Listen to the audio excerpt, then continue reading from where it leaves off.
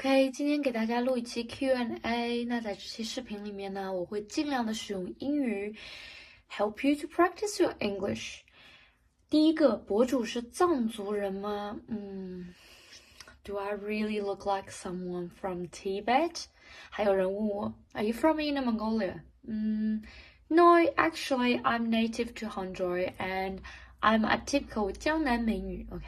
开玩笑了啊，那我确实是江南人，我是杭州人，然后我从小就是在杭州长大的。第二个，澳洲老师的待遇 OK, if you really want to be a teacher in South Australia, you are entitled to 4 holidays every year as school holidays, spring, summer, autumn and winter. So the summer holiday, you're entitled to 6 weeks and all the others are 2. So in total, you got 12 weeks a year, and you got 10 sick days as well. As for the salary, as a graduate, you probably would get around 80 grand a year, which is pretty good. But in the school holidays, you need to plan for the next term. So technically, you're planning for, you're working for on school holidays as well.OK, 下一个如何在澳洲当上老师 It really depends on the program you're doing. If you're doing a bachelor's program or if you're doing a 4-year study in English-speaking countries like England, Canada, America, not America, the USA, or Australia, you can just go be a teacher with your uni degree.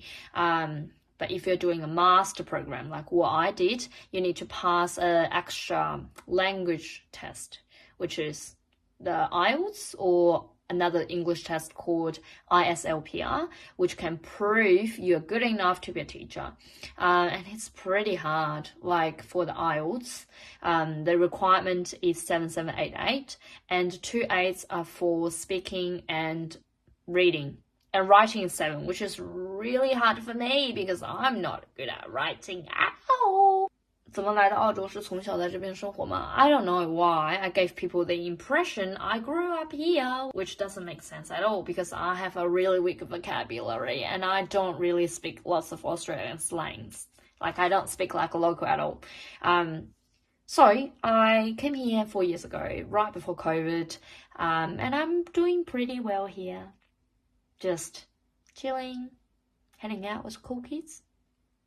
如何练习英语 Speak more, practice more, and push yourself outside of your comfort zone. That is the most important part. If you're living in Australia, Canada, Britain, push yourself outside of your comfort zone. Go meet people. I know many people are saying, oh, foreigners are so fake. They do small talk all the time. But...Small talk can help you to practice English because it's so casual and it can relate your life as well. You can talk about the weather, you can talk about the food, talk about what happened on the weekends.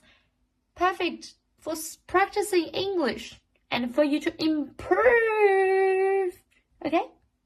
If you're living in China, you probably don't have the 条件 to practice your English.Doesn't matter. Just watch some TV shows, listen to English songs. That's how I learned English when I was back in China. And it really helped. Many people ask me, how do I sound more Aussie? Which I believe it's not important at all. Okay? Accent is the least important thing in communication. The most essential part is understanding. As long as you can get the other person to understand what you're talking about, accent doesn't matter because it's just a way of talking, alright? And it would change with the people around you. So for example, I hang out with lots of Aussie people and they influence me to sound more Aussie.So if you hang out with more Canadians, you probably sound more Canadian as well. So it's just a way of talking. I always say to my kids, you need to try again. Because practice makes it perfect. 好啦，那这期 Q&A 就到这里啦。大家有什么想了解的，记得在评论里面告诉我哦。